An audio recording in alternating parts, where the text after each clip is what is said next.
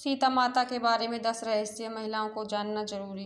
पौराणिक काल में ऐसी कई महिलाएं हुई हैं जिन्हें हम आदर्श और उत्तम चरित्र की महिलाएं मानते हैं, लेकिन उनमें से सर्वोत्तम है माता सीता। जैसे श्री राम को पुरुषों में उत्तम पुरुषोत्तम कहा गया है, उसी तरह माता सीता भी महिलाओं में सबसे उत्तम है। इसके कई कारण हैं। माता सीता के बारे में 10 रहस्य। धर्मशास्त्रों में ऐसी ही अनेक गृहस्थी और पतिव्रता स्त्रियों के बारे में लिखा गया है जो आज भी हर नारी के लिए आदर्श और प्रेरणा है। अनेक लोग माता सीता के जीवन को संघर्ष से भरा भी मानते हैं, लेकिन असल में उनके ऐसे ही जीवन में हर कामकाजी और गृहस्थ स्त्री के लिए बेहतर और संतुलित जीवन के अनमोल सूत्र छिपे हुए हैं। कौन है सीता के माता पिता? देवी सीता मिथिला के राजा जनक की ज्येष्ठ पुत्री थी, इसलिए उन्हें जानकी भी कहा जाता है। वाल्मीकि रामायण के अनुसार एक बार मिथिला में पड़े भयंकर सूखे से राजा जनक बेहद परेशान हो गए थे।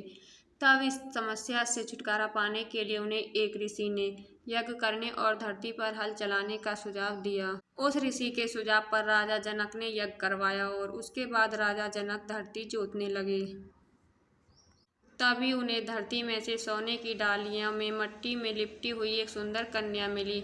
उस कन्या को हाथों में लेकर राजा जनक ने उसे सीता नाम दिया और उसे अपनी पुत्री के रूप में अपना लिया। यह रहस्य आज भी बरकरार है कि सीता के माता पिता कौन हैं। अब आप देखिए कि ऐसी महिला जिसे अपने माता पिता के बारे में कुछ भी नहीं पता है, वह राजमहल में पली बड़ी।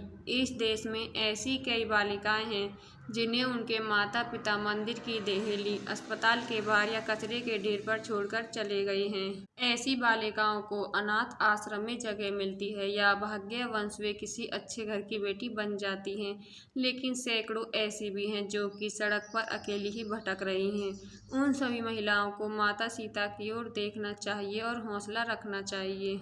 राम सीता का विवाह। यदि मन में श्रेष्ठ के चयन की दृढ़ इच्छा है तो निश्चित ही ऐसा ही होगा। सीता स्वयंवर तो सिर्फ एक नाटक था। असल में सीता ने राम और राम ने सीता को पहले ही चुन लिया था। मार्गशीर्ष अगहन मास की शुक्ल पक्ष की पंचमी को भगवान श्री राम तथा जनक पुत्री जानकी सीता का विवाह हुआ था। तभी से इस पंचमी को विवाह पंचमी पर्व के रूप में मनाया जाता है। निश्चित ही आज के दौर में किसी पुरुष में राम ढूंढना मुश्किल है, लेकिन इतना भी मुश्किल नहीं एक पत्नी व्रत धर्म का जो पालन करे और 7 वचनों को जो गंभीरता से ले, उसी से विवाह करना चाहिए। महिलाओं को विवाह तो ऐसे ही व्यक्ति से करना चाहिए जो कि थोड़े बहुत संस्कारों का पालन करता हो और निर्व्यसनी हो। यदि महिला आदर्श पुरुष की बजाय मॉडर्न पुरुष का चयन कर रही है तो यह रिस्क तो है ही, साथ ही वह समाज में नए प्रचलन को जन्म दे देगी। हो सकता है कि तब जिंदगी एक समझौता बन जाए। असाधारण पतिव्रता, यह बहुत ही आश्चर्यजनक है। वनवास श्री राम को मिला, लेकिन माता सीता उनके साथ महलों के सारे सुख, धन और वैभव को छोड़कर चल दी, सिर्फ इसलिए कि उन्हें अपनी पतिव्रत धर्म को निभाना था। इसलिए भी कि उन्होंने 7 वचन साथ में पढ़े थे।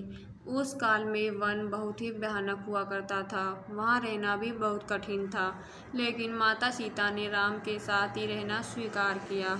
निश्चित ही पति को अपनी पत्नी के हर कदम पर साथ देना जरूरी है, उसी तरह पत्नी का भी उनके पति के हर सुख और दुख में साथ देना जरूरी है।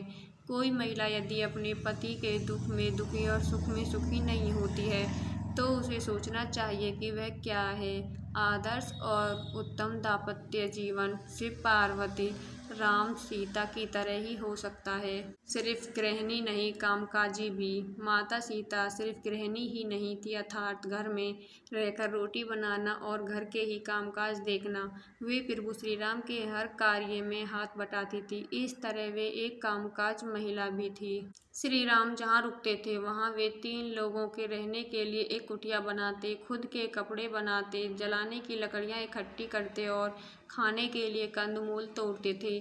वक्त सभी कार्यों में लक्ष्मण सहित माता सीता उनका साथ देती थी। सीता का साहस।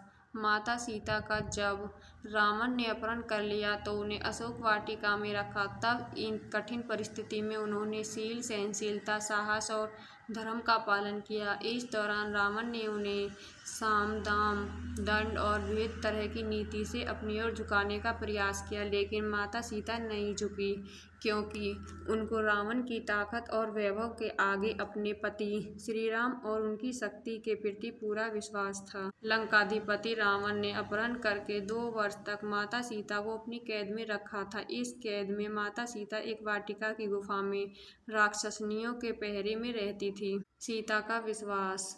हनुमान जब लंका में अशोक वाटिका पहुंचे तो वे भगवान श्री राम की जो अंगूठी लाए थे वह सीता को दी। सीता माता बहुत खुश हुई। उन्होंने अपने कष्ट को व्यक्त किया और आशंका और निराशा भी जताई कि इतना विलंब कैसे हो गया राम को आने में। नाथ कहीं भूल तो नहीं गए मुझे।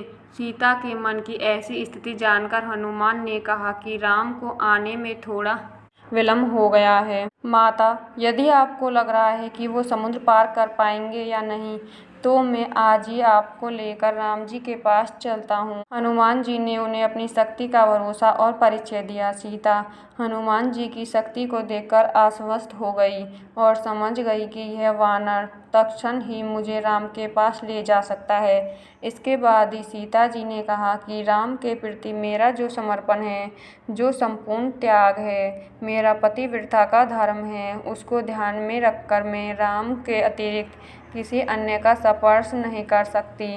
अब राम यहाँ आए, रावण का वध करें, जो उसके लोग हैं उनको मारें और हमें लेकर जाएं। राम जी मुझे मान मर्यादा के साथ लेकर जाएं, यही उचित होगा। मायावती सीता। माना जाता है कि रण क्षेत्र में वानर सेना और राम लक्ष्मण में भय और निराशा फैलाने के लिए रावण के पुत्र मेघनाद ने अपनी शक्ति से एक मायावी सीता की रचना की, जो सीता की भांति ही नजर आ रही थी। मेघनाद ने उस मायावी सीता को अपने रथ के सामने बैठाकर रण क्षेत्र में घुसाना प्रारंभ किया।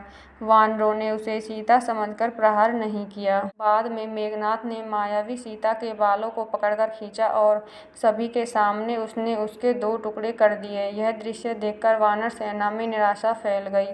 सभी सोचने लगे कि जिस सीता के लिए युद्ध कर रहे हैं वो तो मारी गई है, अब युद्ध करने का क्या फायदा। राम ने सीता की मृत्यु का समाचार सुना तो वो भी अचेत हो गए। चारों ओर फैला खून देखकर सब लोग शोकाकुल हो उठे।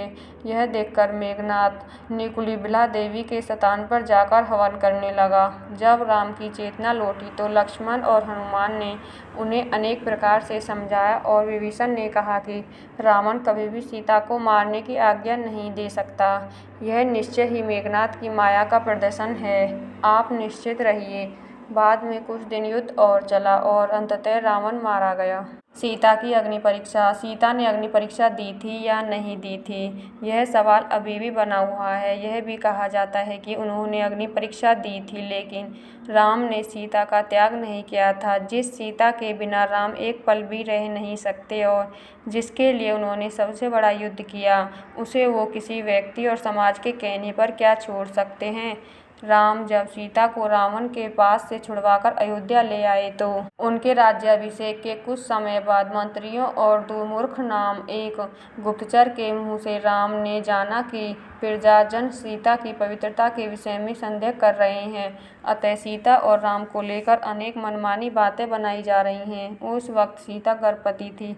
राम और अन्य में सीता से कहा कि समाज में बातें बनाई जा रही हैं, सभी कहते हैं कि अग्नि परीक्षा देनी पड़ेगी। माना जाता है कि राम और समाज द्वारा संदेह किए जाने के कारण सीता ने गलानी, अपमान और दुख से विचलित होकर चिंता तैयार करने की आज्ञा दी। सीता ने यह कहा, यद्यपि मन, वचन और कर्म से मैंने सदैव राम को ही स्मरण किया है, तथा रावण जिस शरीर को उठाकर ले गया था वह अवस्था तथा अग्निदेव मेरी रक्षा करें। और फिर सीता माता ने जलती हुई चिता में प्रवेश किया। अग्निदेव ने प्रत्यक्ष रूप धारण करके सीता को गोद में उठाकर राम के सम्मुख प्रस्तुत करते हुए कहा कि वो हर प्रकार से पवित्र है। इस अग्नि परीक्षा के बाद भी जन समुदायों में तरह तरह की बातें बनाई जाने लगी। तब राम के समक्ष फिर से धर्म संकट उत्पन्न हो गया। वाल्मीकि आश्रम में सीता जब गर्भवती थी तब उन्होंने एक दिन राम से एक बार तपोवन घूमने की इच्छा व्यक्त की, किंतु राम ने वंश को कलंक से बचाने के लिए लक्ष्मण से कहा कि वो सीता को तपोवन में छोड़ आएं। हालांकि कुछ अलग उल्लेख है कि श्री राम का सम्मान उनकी प्रजा के बीच बना रहे, इसके लिए उन्होंने अयोध्या का महल छोड़ दिया और वन में जाकर वो वाल्मीकि आश्रम में रहने लगी। वो गर्भवती थी और इसी अवस्था में उन्होंने अपना घर छोड़ा था। वाल्मीकि आश्रम से सीता ने लव और कुश नामक 2 जुड़वा बच्चों को जन्म दिया। सीता की मृत्यु। माता सीता अपने पुत्रों के साथ वाल्मीकि आश्रम में ही रहती थी। एक बार की बात है कि भगवान श्री राम ने अश्वमेध यज्ञ का आयोजन किया। उस यज्ञ में वाल्मीकि जी ने लव और कुश को रामायण सुनाने के लिए भेजा। राम ने दोनों कुम्हारों से यह चरित्र सुना। कहते हैं कि प्रतिदिन वे दोनों 20 सर्ग सुनाते थे। उत्तरकांड तक पहुँचने पर राम ने जाना कि वे दोनों राम के ही बालक हैं। तब राम ने सीता को कहलाया कि यदि वो निष्पाप हैं तो यहाँ सभा में आकर अपनी पवित्रता प्रकट करें। वाल्मीकि सीता को लेकर सभा में गए। वहाँ सभा में वशिष्ठ ऋषि भी थे। वशिष्ठ जी ने कहा, हे राम, मैं वरुण का 10वां पुत्र हूँ। जीवन में मैंने कभी झूठ नहीं बोला। ये दोनों तुम्हारे पुत्र हैं। यदि मैंने झूठ बोला हो तो मेरी तपस्या का फल मुझे न मिले। मैंने दिव्य दृष्टि से उसकी पवित्रता देख ली है। सीता हाथ जोड़कर नीचे मुख करके बोली, हे धरती माँ, यदि मैं पवित्र हूँ तो धरती फट जाए और मैं उसमें समा जाऊँ। जब सीता ने यह कहा तब नागों पर रखा एक सिंहासन पृथ्वी फाड़कर बाहर निकला। सिंहासन पर पृथ्वी देवी बैठी थी। उन्होंने सीता को गोद में बैठा लिया। सीता के बैठते ही वह सिंहासन धरती में धंसने लगा और सीता माता धरती में समा गई। हालांकि पुराणों में इसका वर्णन अलग मिलता है। पुराणों की कथाएं धरती सीता में नहीं समाई थी, बल्कि उन्होंने श्री राम के साथ रहकर सिंहासन का सुख भोगा था। उन्होंने भी राम के साथ में जल समाधि ले ली थी। इन बातों का निचोड़ यही है कि आज की स्त्री भी सीता के पावन चरित्र की तरह ही सेवा, संयम, त्याग, शालीनता, अच्छे व्यवहार, हिम्मत, शांति, निर्भयता, क्षमा और शांति को जीवन में शतान देकर कामकाजी और दाम्पत्य जीवन के बीच संतुलन के साथ सफलता और सम्मान भी पा सकती है।